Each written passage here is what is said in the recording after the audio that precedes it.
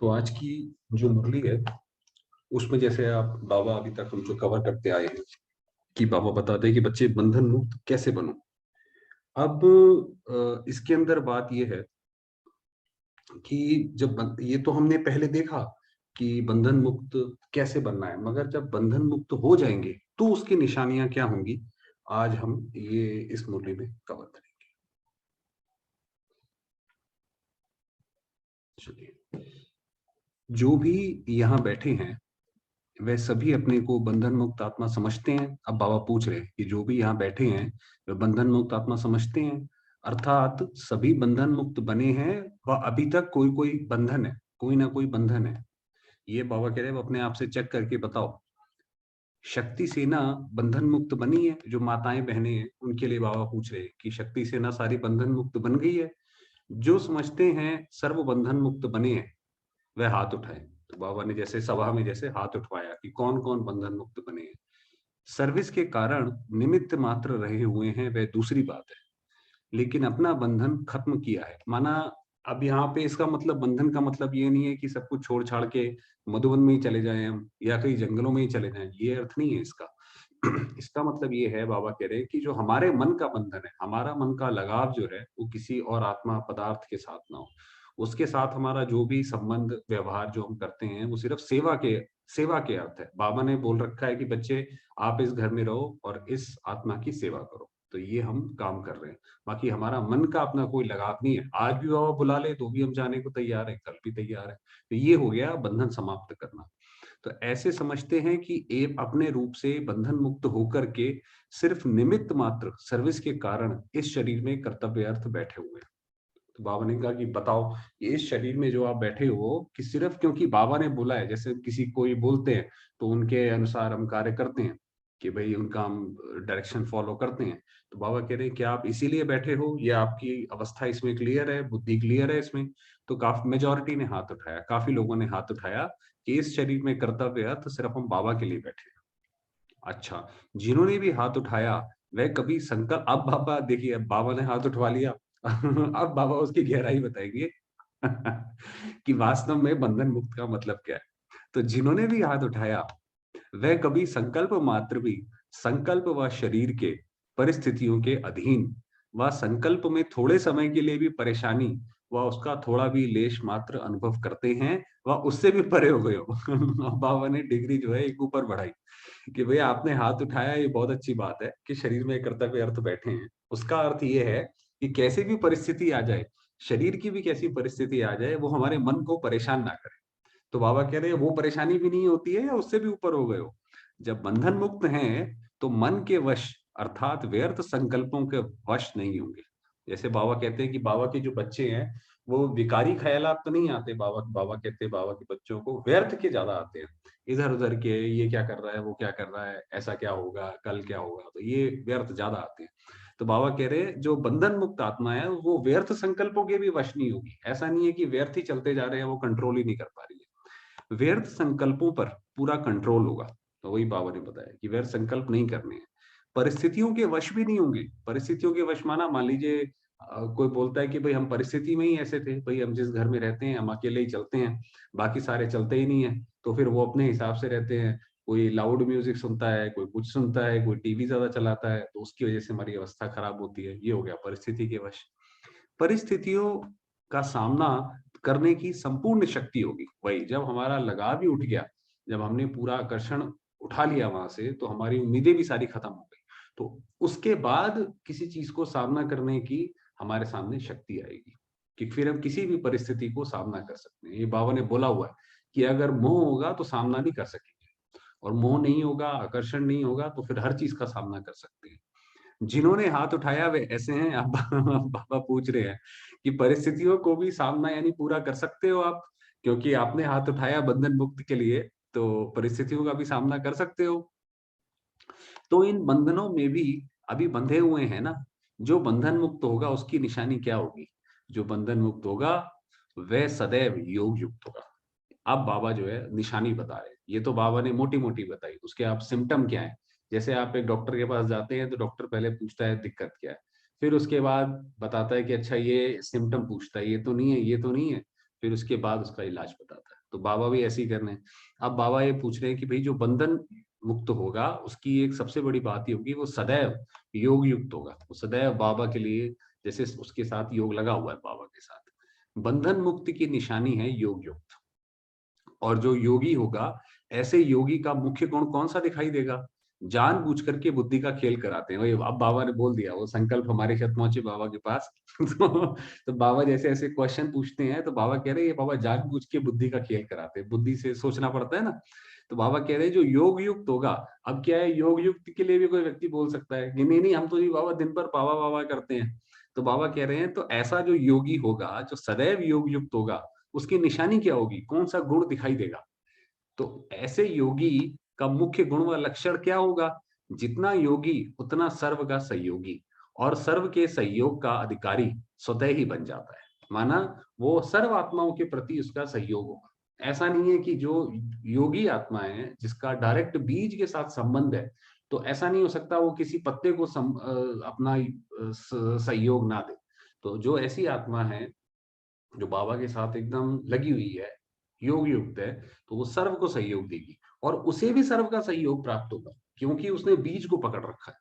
योगी अर्थात सहयोगी, जो जितना योगी होगा उतना उसको सहयोग अवश्य प्राप्त होता है और उसी का रिटर्न ये बोल लीजिए कर्म फिलॉसफी ऐसी है या ये बोल लीजिए प्रिंसिपल ऐसा है कि अगर बाबा को ही हमने पकड़ लिया तो वो तो फिर सारा पेड़ ही हमारा, जैसे सारा कल्प वृक्ष, सारी आत्माएं वो हमें सहयोग देंगी।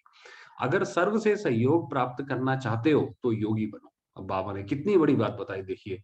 दुनिया में कोई बता सकता है? दुनिया में तो लोग कहते हैं ऐसा इम्पॉसिबल है कि आप एक साथ सबको खुश करो। अगर आप सबको खुश करने जाओगे तो कुछ भी नहीं कर पाओगे। ये दुनिया में ये बोला जाता है, बड़े-बड़े जो मैनेजमेंट गुरुज होते हैं वो ये बोलते हैं। और बाबा कहता है कि अगर आप सर्व से सहयोग चाहते हो कि सर्व आत्मा आपको सहयोग दे तो योगी बनो। बीज के साथ अपना संबंध जोड़ो। योगी को सहयोग क्यों प्राप्त होता है? आप देखिए जैसे बच्चे को पढ़ाते हैं ना, अच्छा ऐसा क्यों है? अच्छा ऐसा क्यों है? वैसे बाबा पूरा-पूरा करा रहे हैं। अब योगी को सहयोग क्यों प्राप्त होता है? क्योंकि बीज से योग लगाते हैं, जैसे हम लोगों ने बात करी। बीज से कनेक्शन अथवा स्नेह होने के कारण स्नेह का रिटर्न सहयोग प्राप्त हो जाता है। तो किसी के साथ हमारा स्नेह है, किसी का हमसे स्नेह है, उसका लक्षण क्या दिखाई पड़ता है कि उस वो आत्मा से समय पे सहयोग मिलेगा। मान लीजिए किसी से कोई बोले कि स्नेह तो बहुत है, मगर जब स्नेह की बारी, जब सहयोग की बारी आती है तो वो कहता है नहीं, नहीं अब आज नहीं भाई जी कल करें। तो इसका मतलब फिर स्नेह तो ऊपर-ऊपर का स्नेह है ना। तो बाबा कहता है स्नेह का रिटर्न है सहयोग। तो बीज से योग लगाने वाला, बीज को स्नेह का पानी देने वाला। अब ये क्या मतलब है बीज को स्नेह का पानी देना? कि शिव बाबा से अगर हमारा एक जैसे स्नेह है, तो जैसे हम शिव बाबा को स्नेह का पानी अर्पित करते हैं, तो सर्व आत्माओं द्वारा सहयोग रूपी फल प्राप्त कर लेता है। अब देखिए अब अगर हम अपनी, क्योंकि अगर सोचिए अगर हमें सर्व आत्माएं सहयोग करने लगे, हम किसी दुकान पर जाएं वो भी हमसे अच्छा सामान दे, अच्छी तरह से हमसे बात करे, सब करे, तो कितनी अच्छी बात है। हम हर जगह जाएं तो हमें हर जगह सहयोग मिले, तो उसके लिए योगी बनो। एक बीज को जो है सहयोग का, स्नेह का पानी दो तो पूरा वृक्ष आपको स्नेह का पानी, स्नेह का फल, सहयोग देगा। जैसे साधारण वृक्ष से फल की प्राप्ति के लिए क्या किया जाता है, वैसे ही जो योगी है उसको एक-एक से योग लगाने की आवश्यकता नहीं होती। अब जो वही हमने बात करी कि अगर आपने स्नेह का पानी दिया बीज को, तो उससे फल निकलेगा। फल क्या निकलेगा? सहयोग का। तो सर्व आत्माएँ आपको सहयोग देंगी। वैसे ही बाबा कह रहे हैं योगी की ये खास बात है कि दुनिया में तो अभी हम रहते हैं, तो हम हर एक व्यक्ति को, एक-एक व्यक्ति को खुश करने की कोशिश करते हैं। कि भई उनके प्रोग्राम में जाएँगे, उनके घर जाएँगे, वो हमारे घर आएँगे, उनकी खातिरी करेंगे, सब हर एक व्यक्ति को खुश करने की कोशिश करते हैं। तो जो योगी है, उसको हर एक काम एक-एक एक करने की ज़रूरत नहीं है। उसने बस एक बीज को पकड़ लिया, तो वो सब उसमें सब सिद्ध हो गया, सब आ गया उसमें। इसीलिए वो गणेश को दिखाते हैं कि उसने सिर्फ़ शिव के चक्कर काट लिए, उसने पूरी दुनिया घूम ली। तो एक-एक से सहयोग प्राप्त करने की आशा नहीं रहती। लेकिन एक बीज से योग अर्थात कनेक्शन होने के कारण सर्व आत्माएँ अर्थात पूरे वृक्ष के साथ कनेक्शन हो ही जाता है। तो पूरे वृक्ष के साथ कनेक्शन हो गया, तो वही बात करी। तो कनेक्शन का अटेंशन रखो। इतना ज़रूरी है, आप देखिए कनेक्शन, कि अगर हमारा शिव बाबा से कनेक्शन है, तो हमारे सारे काम जितने भी वो बनने होंगे, सब जो होना होगा ड्रामा में अच्छे से अच्छा वो बिल्कुल होता जाएगा। तो सहयोगी बनने के लिए पहले अपने आप से पूछो कि कितना और कैसा योगी बनाऊँ? अगर संपूर्ण योगी नहीं, तो संपूर्ण सहयोगी नहीं बन सकते। ना सहयोग मिल सकता है। तो जैसे अगर हमारा बाबा के साथ पूरा योग ही नहीं है, हमने बाबा को पूरा पहचाना ही नहीं है, तो ना हम बाबा के काम में सहयोगी हो पाएंगे और ना ही दूसरी आत्माओं से सहयोग मिलेगा। वो जब नहीं मिलेगा फिर हम कहेंगे भाई ये देखो, बाबा बोलता तो है वो काम पूरा नहीं होता है। क्योंकि वो हमने भी हमारी तरफ से भी ये जरूरत है कि हम संपूर्ण योगी शिव बाबा के प्रति संपूर्ण समर्पण, बस कोई बुद्धि नहीं चलाएं उसके अलावा। तो बस कितनी भी कोई कोशिश करे, परंतु बीज से योग लगाने के सिवाय कोई पत्ते अर्थात किसी आत्मा से सहयोग प्राप्त हो जाए ये नहीं हो सकता। तो बाबा कह रहे हैं कि आप जैसे वही बताया कि बीज बाकी पत्तों से लगाओगे, फल से लगाओगे, माना किसी किसी आत्मा से लगाओगे तो उससे मिल जाएगा, बाकी उसे नहीं मिलेगा। इसलिए सर्व के सहयोगी बनने व सर्व का सहयोग लेने के लिए सहज पुरुषार्थ कौन सा है? बीज रूप से कनेक्शन अर्थात योग। ये बिल्कुल सहज पुरुषार्थ कि जो अब ये श्री नारायण जो सतयुग में जो कहते हैं भाई वननेस, जो सतयुग एक ऐसी दुनिया है वर्ल्ड ऑफ वननेस जहां हर चीज एक है। भगवान को भी एक, वहां तो क्या भगवान की पूजा करते ही नहीं, मगर सबकी बुद्धि भी एक जैसी चलती है। क्यों चलती है? क्योंकि सबने बीज के साथ कनेक्शन जोड़ा हुआ है, इसलिए वहां कोई ऐसी गड़बड़ नहीं होती। फिर एक एक से मेहनत कर प्राप्त करने की आशा समाप्त हो जाएगी, मेहनत से छूट जाएगी। ये है वास्तव में जो बाबा कहता है, जो हमने कल बात करी थी, निश्चय और निश्चिंत। निश्चिंत अवस्था कैसे होगी? जब हमें ये पता है कि हर आत्मा से हमें सहयोग प्राप्त होना है, क्योंकि हमें शिव बाबा के साथ हमारा कनेक्शन है, तो फिर उस आत्मा को क्या चिंता होगी? कोई चिंता नहीं है। कहीं पे भी चली जाए, कैसे भी चली जाए, कहीं पे भी हो, किस भी अवस्था में हो, आत्माएं उसकी मदद करेंगी आकर के। तो वो मेहनत से भी छूट जाएगी और निश्चिंत अवस्था भी रहेगी। शॉर्टकट रास्ता ये है, अगर सर्व का सहयोगी सदा योग युक्त रहेंगे तो बंधन मुक्त भी जरूर होंगे। अब बाबा ने जो अब जब आप देखिए, बाबा ने जो बात जो कहां से स्टार्ट करी थी, बंधन मुक्त से। तो अगर सर्व का सहयोग हमें मिलेगा और हम भी सबको सहयोग देंगे तो फिर तो बंधन मुक्त तो आराम से हो जाएंगे, फिर हमारे बंधन टूट जाएंगे। क्योंकि जब सर्व शक्तियों का सहयोग, सर्व आत्माओं का सहयोग प्राप्त हो जाता है, तो ऐसी शक्ति स्वरूप आत्मा के लिए कोई बंधन काटना मुश्किल नहीं होगा। तो आत्माएं भी सहयोग दे रही हैं, शिव बाबा से भी हमें सहयोग मिल रहा है, और हमारे अंदर भी जब हम शिव बाबा से कनेक्टेड है तो सारी शक्तियां हैं, तो फिर तो बंधन कुछ रह ही नहीं गया। अब बंधन होते हैं वो क्या होते हैं? मान लीजिए किसी के कोई हस्बैंड है, वाइफ है, वो हमें क्या कहते हैं, सहयोग नहीं देते हैं, तो वो एक बंधन हो जाता है। अगर वो भी सहयोग देने लग गए तो बंधन कट गया। बंधन मुक्त होने के लिए योग युक्त होना है, और योग युक्त बनने से स्नेह और सहयोग युक्त बन जाते हैं। तो ऐसे बंधन मुक्त बनो। पूरी मुरली बाबा ने एक ये दो शब्दों में पूरी कंप्लीट कर दी कि बंधन मुक्त कैसे हो गए? योग युक्त से। योग युक्त से क्या होगा? स्नेह और सहयोग प्राप्त होगा। सहज सहज करते भी कितना समय लग गया? मतलब बाबा को ये 1971 की वाणी है, और बाबा कितने 36-37 में आए थे। तो बाबा कह रहे हैं सहज योग है, सहज योग है। ये कहते कहते भी देखो कितना समय लग गया। ऐसी स्थिति अब जरूर होनी चाहिए। जो बंधन मुक्त की स्थिति सुनाई कि शरीर में रहते हुए भी सिर्फ निमित्त ईश्वरीय कर्तव्य के लिए आधार लिया हुआ है, अधीनता नहीं है। तो ये बिल्कुल हमारा ऐसे ही इस शरीर के अंदर अवतरण हो, ऐसे ही हम अपने आप को समझें इस शरीर के अंदर कि बस ये बाबा ने बुलाया है तो मैं देवी मूर्त जो है इस शरीर के अंदर हूँ। जैसे ही बाबा बोलेंगे कि बच्चे अब आ जाओ, अभी ये तुम्हारा यहाँ पे सेवा खत्म हुई, जैसे वो फरिश्तों के लिए बोलते हैं या पैगंबर के लिए बोलते हैं कि उनका काम खत्म हुआ, संदेश दिया, चले गए, तो वही हमारा भी है। निमित्त आधार लिया है। जो निमित्त आधार शरीर को समझेंगे वह कभी भी अधीन नहीं होंगे। तो ये शरीर तो हमने आधार लिया हुआ है। निमित्त आधार मूर्त ही सर्व आत्माओं के आधार मूर्त बन सकती है। बाबा कह रहे हैं अगर आप अपने आप को निमित्त समझोगे कि शिव बाबा जो करा रहा है, तो जैसे आपको बाकी लोग भी आपको फॉलो करेंगे।